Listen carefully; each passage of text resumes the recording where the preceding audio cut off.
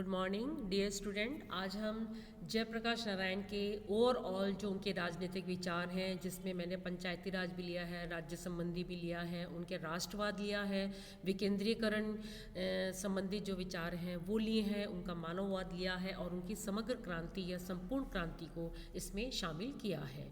ये जयप्रकाश नारायण का जो हम अध्ययन करेंगे वो इसका लास्ट चैप्टर होगा और मुझे उम्मीद है कि आपने इससे पहले भी जयप्रकाश नारायण के जो मेरे राजनीतिक विचार, जिसमें समाजवाद की बात थी, इनके राष्ट्रवाद की बात थी और इनकी जो लोकतांत्रिक समाजवाद था, वो सब आपने मोटे मोटे रूप से अध्ययन कर लिया होगा। आगे चलें। जयप्रकाश नारायण के राजनीतिक विचार। सबसे पहले हम जो जयप्रकाश नारायण के राजनीतिक विचारों में हम उसके जो राष्ट्रवादी विचार हैं उसको हम लेते हैं, क्योंकि जितने भी भारतीय राजनीतिक विचारक हुए हैं उन्होंने सभी राज्य से संबंधित और राज्य से संबंधित जो अपने राष्ट्र के लिए जो उनका प्रेम था, जो उनका त्याग था, उससे संबंधित उन्होंने सभी विचारों का अध्ययन किया है और इसी कड़ी में जयप्रकाश नारायण भी शामिल है। तो लोकनायक जयप्रकाश नारायण के बारे में कहा जाता है कि वो बड़े सच्चे देशभक्त थे और उन्हें भारत की पराधीनता को दूर करने की बहुत अधिक चिंता थी। इसलिए उन्होंने अपनी रचनाओं में राष्ट्रवाद के महत्व को प्रतिपादित किया है। एक जगह उन्होंने लिखा है कि राजनीतिक स्वतंत्रता के बिना सामाजिक और आर्थिक कल्याण की योजनाओं का कोई महत्व नहीं है। हम राजनीतिक स्वतंत्रता में जहाँ पे हम अपने अधिकारों का प्रयोग कर सकें, जहाँ हमें बोलने की स्वतंत्रता और हमारा राज्य हमारे लिए हो, उसे हम बोलते हैं राजनीतिक स्वतंत्रता। जब हमें हमारे देश में राजनीतिक स्वतंत्रता प्राप्त होगी तभी हमें सामाजिक और आर्थिक जो लाभ है वो देश के नागरिकों को मिलेंगे। यहाँ पे इसका ये अर्थ है। जो जयप्रकाश जी थे एक राष्ट्रवादी क्रांतिकारी भी थे और इस संबंध में कई बार वो जेल भी गए और उन्होंने राष्ट्रवाद के महत्व के बारे में ये भी कहा, जब तक प्रत्येक व्यक्ति के हृदय में राष्ट्रवाद की भावना का विकास नहीं होगा तब तक देश का संपूर्ण विकास नहीं हो सकता। क्योंकि जो राष्ट्रवाद की भावना है वो थोपी नहीं जा सकती, ये आपके हृदय में, मन में विद्यमान रहती है, तभी आप इसका प्रयोग कर सकते हैं। भारत में सांस्कृतिक एकता होते हुए भी राजनीतिक एकता का एक तरह से अभाव सा रहा है और भारत में ब्रिटिश शासन द्वारा संपूर्ण भारतीय प्रदेश पर अधिकार करने के बाद एक सरकार के अंतर्गत राष्ट्रीय एकता का उदय हुआ है, लेकिन यह राजनीतिक एकता ऊपर से थोपी हुई है। इसके द्वारा राष्ट्रवाद की स्थापना नहीं हो सकती। तो ब्रिटिश शासन के खिलाफ जब तक जनता एकजुट नहीं होगी तब तक राष्ट्रीयता का विकास नहीं हो सकता, ऐसा जयप्रकाश जी का मानना था। आगे उन्होंने कहा है कि व्यक्ति धार्मिक अंधविश्वासों से जब तक बाहर निकलकर अपने अंदर एक बौद्धिक वैज्ञानिक दृष्टिकोण, मैं हमेशा कहती हूँ बौद्धिक दृष्टिकोण और हमारा वैज्ञानिक दृष्टिकोण, यानी बौद्धिक बुद्धि के अनुसार वैज्ञानिक तर्क और क्षमता तथ्यों के आधार पर हमारा दृष्टिकोण हमारे अंदर विद्यमान होना चाहिए। जयप्रकाश जी का मानना था कि भारत एकता की प्रक्रिया मूल रूप से बौद्धिक और आध्यात्मिक चेतना की प्रतिक्रिया है। यहाँ पर आध्यात्मिक यानी हम स्पिरिचुअल जो हमारे अंदर विद्यमान है, अध्यात्म की भावना, उसे हम बोलते हैं आध्यात्मिक चेतना, जो हमारे अंदर पाई जाती है। इसलिए समस्त जनता को न्यायपूर्ण साधनों के साथ इसमें अपना योगदान देना चाहिए।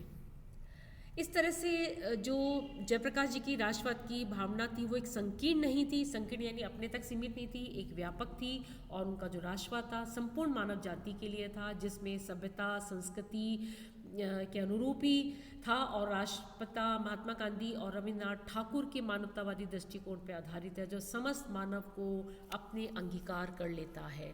जब हम मानवता के दृष्टिकोण की बात करते हैं तो यहाँ पर हमें उनके मानववादी विचार देखने को मिलते हैं। मानववादी विचार, इसकी जो चर्चा थी वो एम.एन. रॉय ने भी करी थी, जो मैं आपको पढ़ा चुकी हूँ, और यहाँ पे भी उसके मानववादी चर्चा यानी उन्होंने अपनी बात कही है। अब आते हैं हम इनकी समग्र क्रांति की अवधारणा। यदि एक नंबर का क्वेश्चन आता है कि समग्र क्रांति क्या है, तो इसे एक संपूर्ण क्रांति भी बोला जाता है और जयप्रकाश जी ने संपूर्ण क्रांति के माध्यम से एक ऐसे न्यायनिष्ठ समाज की रचना के बारे में व्यक्त किया है जिसमें छुआछूत का उन्मूलन हो, बुरे रिवाजों और बुरी प्रथाओं को तिलांजी दे दी जाए और जातिवाद को पूर्णतः नकार दिया जाए। ये इनकी समग्र क्रांति थी। तो सामाजिक क्रांति की धारणा में वे समाज के विभिन्न वर्गों की समानता में स्त्रियों और पुरुषों की समानता को अनिवार्य रूप से सुनिश्चित करना चाहते थे और इसलिए उन्होंने ये बल दिया कि समाज में क्रांतिकारी परिवर्तनों का जो सूत्रपात है पारिवारिक जीवन से जुड़े हुए छोटे छोटे या छोटे बड़े सभी संदर्भों में होना चाहिए। देश की जो युवा पीढ़ी है यदि केवल सामाजिक न्याय जैसे व्यापक प्रश्नों पर परिवर्तन के नारे लगाती रहेगी और दहेज का प्रतिरोध, विवाह के विषय में युवक युवतियों में के आत्म निर्णय के अधिकार की मान्यता आदि प्रसंगों की अपेक्षा करती रहे तो सामाजिक परिवर्तन की कल्पना भी नहीं की जा सकती। तो यहाँ पे कहना का मतलब है कि आध्यात्मिक मूल्यों की पुनर्स्थापना पर जयप्रकाश जी ने जोर दिया था और एक ऐसे लोकतंत्र की स्थापना करना चाहते थे जो पूरी तरह से धर्म निरपेक्ष हो, सभी धर्मों का यहाँ पे आदर किया जाए। इसलिए शोषण रहित समाजवादी समाज की स्थापना के लिए वे बड़े उत्सुक थे और समग्र क्रांति एक उस समय की तात्कालिक लक्ष्य बढ़ती हुई महंगाई को रोकना भी था और इस क्रांति द्वारा सामाजिक भेदभाव समाप्त करके सच्चे समाज की स्थापना करने का भी प्रयास किया गया। आगे बढ़े तो जयप्रकाश जी की जो समग्र क्रांति की अवधारणा एक व्यापक अवधारणा है जो व्यक्ति के सर्वांगीण विकास के द्वारा सच्चे समाजवाद, सच्चे लोकतंत्र की स्थापना को अपने लक्ष्य स्वीकार करती है। उनकी समग्र क्रांति अवधारणा उस समय भारतीय जनता में इतनी लोकप्रिय हुई कि आगे जाकर इसमें सारे ही जो लोग हैं वो इसमें शामिल हो गए और मूलभूत एक राज्य समाज में परिवर्तन का दौर चल पड़ा। फिर हम आते हैं उनके जो नेक्स्ट विचारधारा है वो है राज्य संबंधी विचारधारा। राज्य संबंधी विचारधारा में जब हम बात करते हैं तो ये हम कहेंगे कि गांधीवाद और मार्क्सवादी विचारधारा की तरह राज्य को एक आत्मा रहित मशीन मानते थे। ये एक ऐसा यंत्र है, कौन यंत्र है? राज्य, जो व्यक्ति के व्यक्तित्व के विकास में बाधा पहुंचाता है। यानी वो राज्य के पक्ष में नहीं थे। कौन? जयप्रकाश नारायण। इसलिए उन्होंने राज्य को कम शक्ति देने की बात की है और उन्होंने लोक कल्याणकारी राज्य की धारणा को भी नौकरशाही के हितों का पोषक बताया है। यदि हम नष्ट में कहें तो राज्य संबंधी विचारों में वो राज्य को कम से कम अधिकार नहीं देने के पक्ष में थे और उनका कहना था जो समस्त अधिकार हो व्यक्ति नागरिकों को होना चाहिए। इसलिए उनका मानना था कि कल्याणकारी राज्य के नाम पर नौकरशाही जनता के कल्याण की योजनाओं का अधिकतम हिस्सा हजम कर जाती है और मार्क्स के राज्य के लुप्त होने के विचार का भी खंडन किया है। इसलिए उनका अस्तित्व में रहना भी आवश्यक है। किस चीज़ का? राज्य का। यानी राज्य खत्म भी नहीं हो सकता और राज्य को बनाया भी जाना चाहिए। ये दो बातें बच्चों आप लोग बिल्कुल याद रखना। जब हम पॉलिटिकल साइंस का अध्ययन करते हैं तो हम राज्य, उसके सिद्धांत, उसके कार्य, इन सब बातों का अध्ययन करते हैं। लेकिन यहाँ पे जब जयप्रकाश नारायण जी ने राज्य की बात करी तो उन्होंने राज्य को ख़त्म करने की बात नहीं करी। उन्होंने क्या कहा? हम राज्य को कम से कम शक्ति प्रदान करेंगे। ये आपको याद रखना है। कार्ल मार्क्स ने क्या कहा था कि राज्य एक दिन लुप्त हो जाएगा, यानी खत्म हो जाएगा। तो यहाँ पे उन्होंने ये भी कहा कि राज्य कभी भी लुप्त नहीं होगा, इसलिए उसका अस्तित्व में रहना भी आवश्यक है। गांधी की तरह वे भी राज्य को कम से कम शक्तियां सौंपने के पक्ष में थे। इसलिए उन्होंने कहा मुझे ना तो पहले विश्वास था और ना अब है कि राज्य पूर्ण रूप से कभी लुप्त हो जाएगा, परंतु मुझे ये विश्वास है कि राज्य के कार्यक्षेत्र को जहाँ तक संभव हो घटाने के प्रयास करना सबसे श्रेष्ठ कर है। अब आते हैं केंद्रीकरण और विकेंद्रीकरण पर विचार। किसके? जयप्रकाश नारायण के। यहाँ पर मैंने आपको पहले भी पूर्व में भी इसका आपको बताया था कि वो शासन की शक्ति को कई भागों में विभक्त करना चाहते थे। इसलिए उन्होंने केंद्रीकरण की खुलकर आलोचना करी। उन्होंने राजनीतिक, आर्थिक दोनों क्षेत्रों में केंद्रीकरण को गलत बताया। राजनीतिक शक्ति के किसी एक भी या गिने चुने लोगों के पास एकत्रित हो जाने से जनता के हितों की अनदेखी होती है। नौकरशाही का व्यवहार ठाकुरों जैसा होता है और इसी तरह उत्पादन के साधनों का केंद्रीकरण होने पर भी पूंजीवाद को बढ़ावा मिलता है। इसलिए उन्होंने राजनीतिक सत्ता और आर्थिक शक्ति के विकेंद्रीकरण पर जोर दिया था। उन्होंने कहा कि राजनीतिक सत्ता जनता के पास होनी चाहिए, राजनीतिक शक्ति का विभाजन नीचे से ऊपर के स्तर पर होना चाहिए। जैसे अभी हमारे भारत में सबसे नीचे ग्राम स्तर है, फिर हम जिले की बात करते हैं इस तरह से, और ग्राम पंचायतों को अधिक अधिकार देने से सत्ता का केंद्रीकरण रुक जाता है और जनता स्वयं अपनी शासक होगी, ये उनका मानना था। फिर उन्होंने कहा कि विकेंद्रीकरण, जो अर्थव्यवस्था में विकेंद्रीकरण केवल केंद्रीकृत औद्योगिक प्रणाली का पूरक नहीं होता। इसका यहाँ पे ये अर्थ है कि विकेंद्रीकरण की उनकी योजना उत्पादन के उद्देश्य और उत्पादन की तकनीक के संबंध में एक नए दृष्टिकोण पर आधारित है। उन्होंने ये भी कहा कि बड़े पैमाने के उद्योग की बजाय जो कुटीर उद्योग हैं उनकी स्थापना करनी चाहिए, इससे ग्रामीण जीवन स्वावलंबी बनता है। और उन्होंने केंद्रीकरण की प्रवृत्ति का घोर विरोध किया, राजनीतिक आर्थिक शक्ति के विकेंद्रीकरण का समर्थन भी किया। आगे मैं ये कहना चाहूँगी कि ये जो मुख्य छोटी छोटी बातें जो जयप्रकाश नारायण जी ने अपने राजनीतिक विचारों को कहा था, यदि आपके 20 नंबर का क्वेश्चन आता है कि जयप्रकाश जी के राजनीतिक विचार क्या हैं, तो आपको ये सारे पॉइंट्स डालने पड़ेंगे। आगे बढ़ते हैं पंचायती राज संबंधी विचार। उन्होंने विकेंद्रीकरण अवधारणा का जो सीधा संबंध होता है वो किससे होता है? पंचायती राज की स्थापना से।